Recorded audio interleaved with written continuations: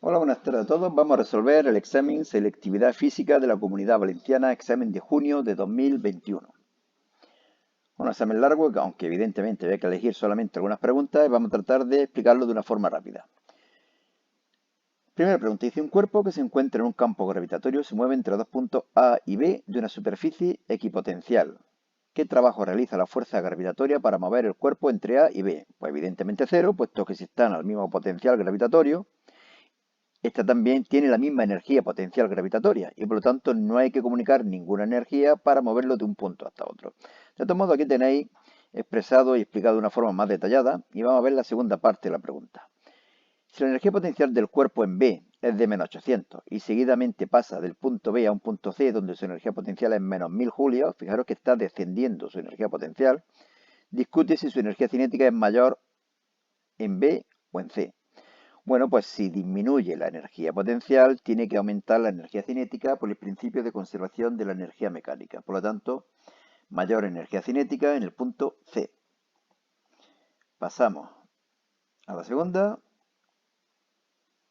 Teorema de Gauss, que lo anunciamos, ahí lo tenéis. Determina el flujo eléctrico a través de la superficie cerrada de la figura. Las cargas son Q1 y Q2, tal y tal, constante de eléctrica, tal y tal. Q2 no influye, solamente son las cargas que hay en el interior, Q1. Recordar que el flujo eléctrico es igual a Q partido epsilon sub 0, constante de eléctrica del vacío. Dividimos y nos da 1. 1 newton por metro cuadrado dividido coulombio. Ejercicio 3, que dice, considera una espira conductora plana sobre la superficie del papel. No nos dicen si es circular, es cuadrada, rectangular, no influye la verdad, puesto que nos están diciendo cómo aumenta la superficie. Esta se encuentra en el seno de un campo magnético uniforme de módulo B igual a un tesla que es perpendicular al papel con sentido saliente, es decir, lo representamos mediante puntitos. Aumentamos la superficie de 2 centímetros cuadrados a 4 centímetros cuadrados, es decir, está aumentando en 2 por 10 elevado a menos 4 metros cuadrados en 10 segundos. Incremento de t igual a 10 segundos, sin que deje de ser plana y perpendicular al campo. Ve que lo representado ha pasado de un cuadrado a un rectángulo que es el doble de ancho que de alto. Más o menos, ¿no? Calcula la variación de flujo magnético y la fuerza electromotriz media inducida en la espira. Justifica e indica claramente con un dibujo el sentido de la corriente eléctrica inducida. Bueno, vamos a explicar esto último. Fijaros que está aumentando el flujo magnético hacia afuera. Por lo tanto, aquí se va a crear una corriente eléctrica que crea un campo magnético hacia adentro. Y siguiendo la regla de la mano derecha, el sentido será el indicado con la flecha roja. Flujo magnético, producto escalar de B por S, lo que es lo mismo B, S, coseno de phi. Incremento de phi será igual a incremento de S por B coseno de phi. Incremento de S 2 por 10 elevado a menos 4. B vale 1 y coseno de 0, puesto que el campo magnético y el vector superficie son paralelos. Nos da un valor de 2 por 10 elevado a menos 4 Weber. Y la fuerza electromotriz menos incremento de phi dividido por incremento de tiempo, lo conocemos todo y obtenemos un valor de menos 2 por 10 elevado a menos 5 voltios. Bueno, ahí viene explicado lo que he dicho antes. Ejercicio número 4. Antes de hacerlo, recordaros que en este blog, selectividadjosecuenca.blogspot.com, podéis encontrar en formato PDF los exámenes que estamos colgando en el canal. Pero además, todos los exámenes en un mismo archivo, lo cual facilita bastante el estudio. Dice la pregunta, la figura muestra dos conductores rectilíneos, indefinidos y paralelos entre sí por los que circulan corriente eléctrica del mismo valor, I1 igual a I2 y de sentidos contrarios. Indica la dirección y sentido del campo magnético total en el punto P. Bueno, siguiendo la regla de la mano derecha, deducimos que el campo magnético creado por la primera corriente irá hacia afuera, tal como viene aquí, y el creado por la segunda corriente irá hacia adentro.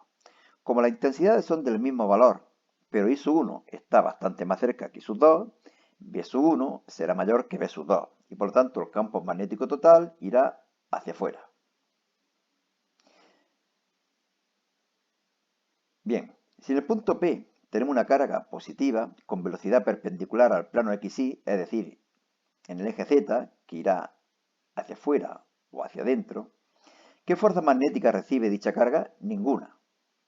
Recordar que el módulo de la fuerza magnética es igual a QVB seno de alfa, Como alfa es 0 o 180, me da igual, la fuerza magnética será 0.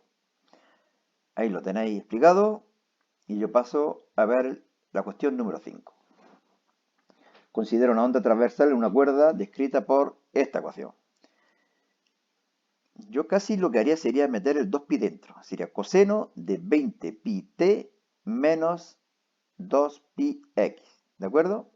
Que se expresa en metros, x en metros y t en segundos. Calcula la velocidad de vibración. La velocidad de vibración es la derivada de la elongación con respecto al tiempo.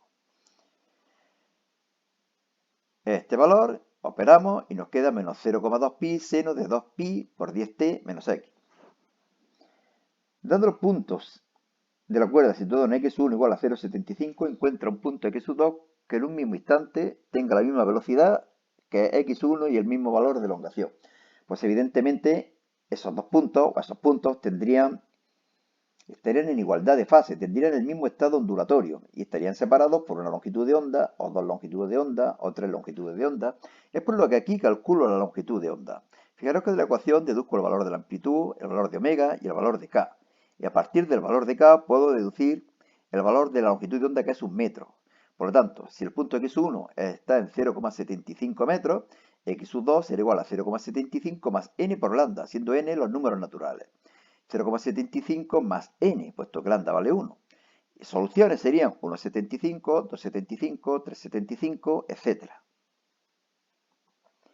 Ejercicio número 6. Bueno, aquí me he permitido una licencia, y es que no he sido capaz, soy un matado, lo confieso, en temas de estos de informática. No he sido capaz de trasladar el dibujo que venía en el examen a este archivo.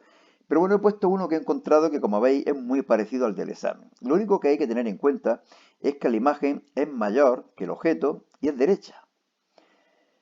Bueno, pues lo leemos. La figura muestra un objeto y su imagen a través de una cierta lente, que evidentemente es una lupa, es una lente convergente, interpuesta entre el objeto y el observador. Especifica las características de la imagen que se aprecian en la figura, en relación con el objeto, mayor y derecha.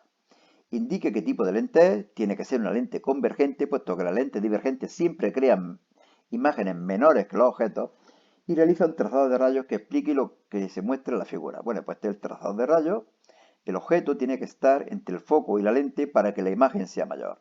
Si está en el foco, no se obtiene imagen, y si está a la izquierda del foco, se obtiene una imagen invertida y menor. Como veis, es una imagen virtual.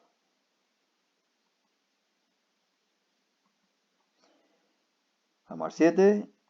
Este es bastante fácil. Completa razonando la resolución los números atómicos y másicos del núcleo X y del núcleo AC, actinio, en la serie radiactiva indicada.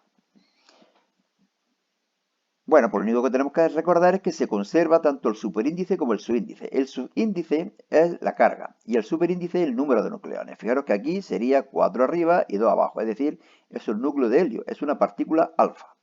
Mientras que aquí lo que tendríamos sería 228, aquí tiene que ser también 228 y aquí tiene que ser 89. Menos 1, que es 88. La radiación alfa y la radiación beta vienen someramente explicadas aquí. Podéis detener el vídeo y leerlo. Y yo paso a hacer el ejercicio 8. Relatividad. Un astronauta se encuentra en una nave espacial que se mueve a la velocidad de 0,5 c, por lo tanto, efectos relativistas. Respecto a la Tierra, c es la velocidad de la luz en el vacío. En un cierto momento comunica a la base y la Tierra que se va a echar una siesta. Desde las 13 horas hasta las 19. Eso es en la nave, pero no en la Tierra. En la Tierra los relojes van más rápido. Perdón, sí, más rápido. Hay un enlentecimiento del reloj en la nave. Calcula qué hora se despertará según los relojes de la Tierra. Todos los relojes se sincronizan a las 13 horas. Justifica adecuadamente tu respuesta. El incremento del tiempo en la Tierra será igual al factor de Lorentz por el incremento del tiempo en la nave. Pues primero vamos a calcular el factor de Lorentz, que como sabéis es 1 partido raíz cuadrada de 1 menos v partido c al cuadrado. No conozco v, ni conozco c, pero sabemos que v es igual a 0,5c y por lo tanto c y c se va. Me queda esto de aquí, 1 partido raíz cuadrada de 0,75. Podría racionalizar, pero no hace falta. Delta t en la Tierra será igual al factor de Lorentz por delta t en la nave, o lo que es lo mismo, delta t en la nave, que son 6 horas, dividido raíz de 0,75, 6,93 horas. Como veis, el tiempo está yendo más rápido en la Tierra. Por eso recordar en el planeta de los simios, la película esa, que había pasado muchísimo tiempo en la Tierra, mientras que en la nave había pasado unos pocos años. Porque iría mucho más rápido el tiempo en la Tierra, y por eso al final se encontraba que los monos dominaban la Tierra, casi nada. Bueno, ¿cuál sería la hora a la que se despierta el astronauta en un reloj de la Tierra? Pues sería 13 más 6,93, que son 19,93 horas. ¿Pero cuál es la hora exacta? Bueno, esto no creo que tenga importancia, pero bueno, 0,93 horas son 55,8 minutos. 55. Y estos 0,8 minutos son 48 segundos. Por lo tanto, la hora sería las 19:55:48.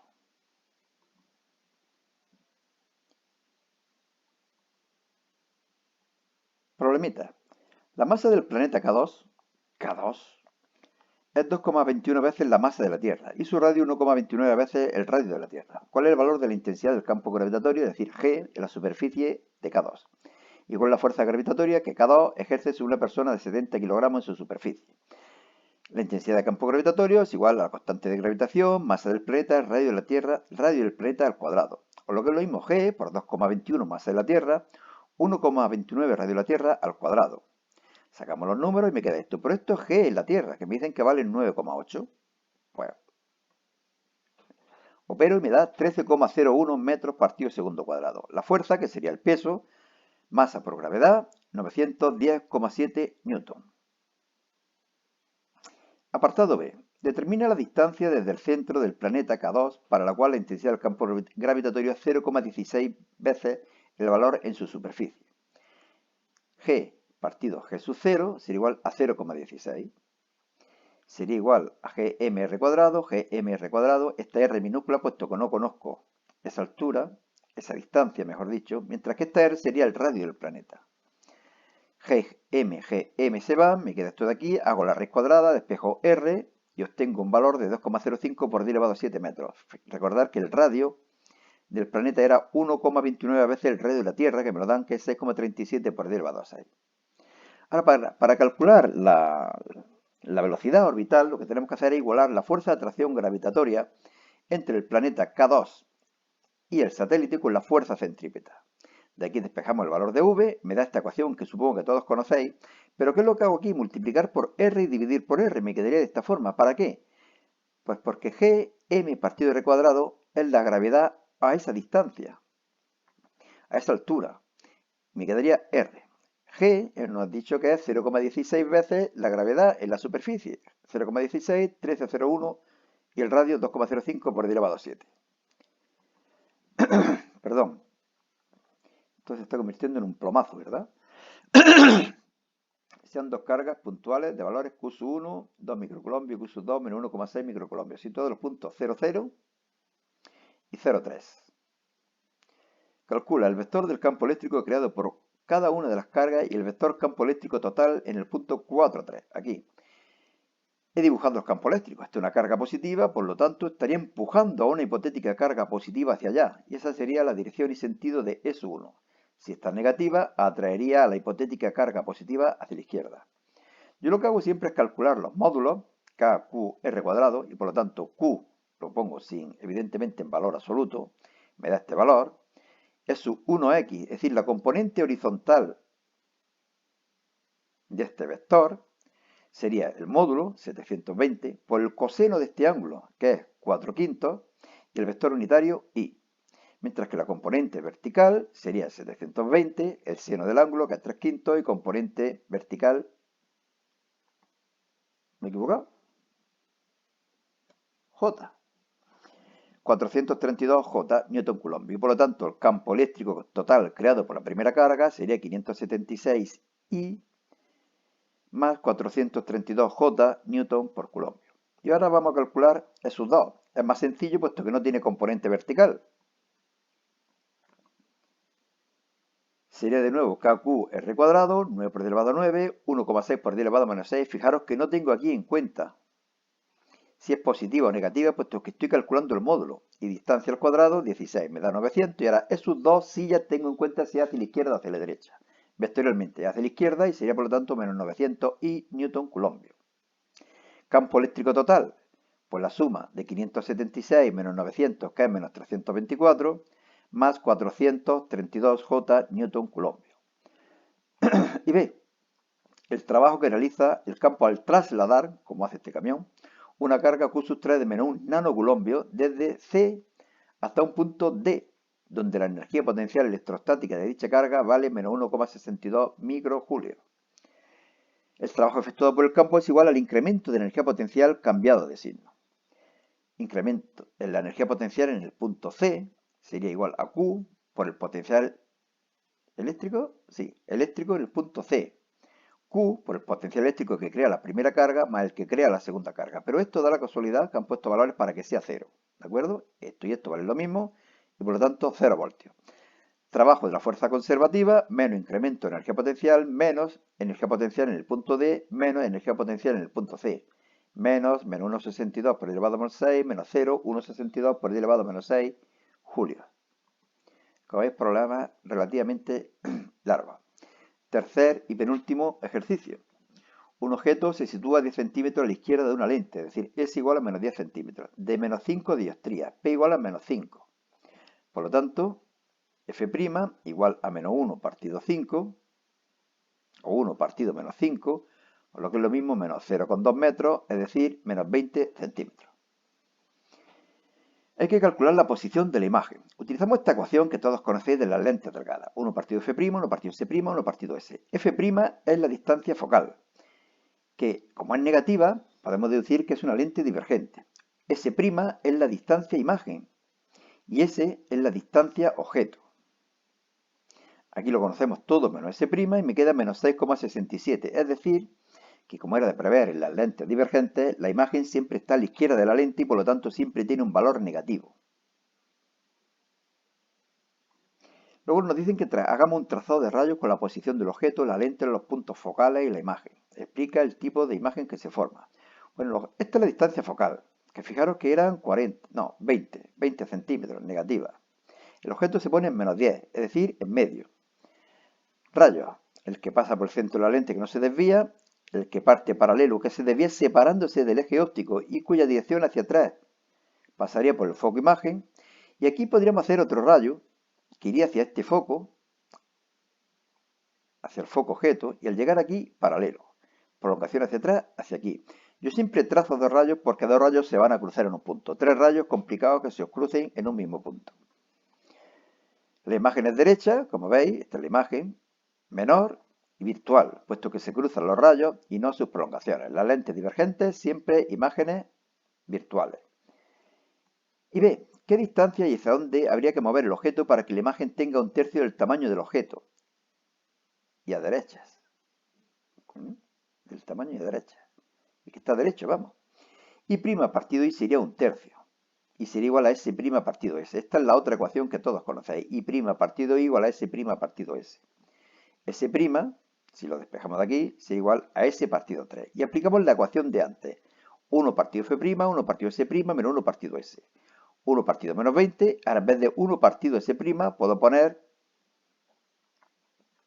3 partido S. Y aquí me queda una ecuación solamente con una incógnita que es S y me da menos 40 centímetros.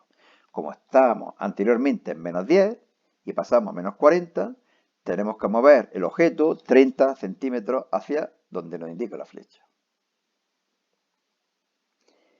Último ejercicio, este muy fácil, de radioactividad. Fijaros que nos dan las gráficas, las he dibujado como he podido, de la desintegración radiactiva de dos materiales radiactivos, el níquel 56 y el cesio 131. Esta es la del cesio 131 que pasa a tener una actividad de 60, 50, 40, pero ¿qué es lo importante? Cuando llegamos a la mitad, que es 30.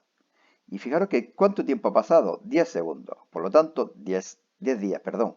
Por lo tanto, 10 días es el periodo de semidesintegración. Es el tiempo que necesita para que la actividad pase a la mitad. En el caso del níquel, de 40 a 20 es 6 días. Por lo tanto, periodo de semidesintegración del cesio, 10 días. Periodo de semidesintegración del níquel, 6 días. Aquí los tenemos. ¿Qué tiempo debe pasar para que el número de núcleos disminuya un 75%? Es decir, para que se quede en un 25%. Por un periodo de semidesintegración pasa a 50 y el otro pasa a 25, a la mitad de la mitad. Por lo tanto, hacen falta dos periodos de semidesintegración, o lo que es lo mismo, 2 por 10, 20 días. Puesto que estamos hablando del cesio, ¿no? Sí. Y el apartado B, que también es fácil, quizá no tanto como este, pero fácil. Dice, si la masa inicial de níquel 56 de 10 elevado a menos 3 picogramos, pico 10 elevado a menos 12, por lo tanto sería 10 elevado a menos 3 por 10 elevado a menos 12. Quedan sin desintegrar a los 15 días, a la quincena.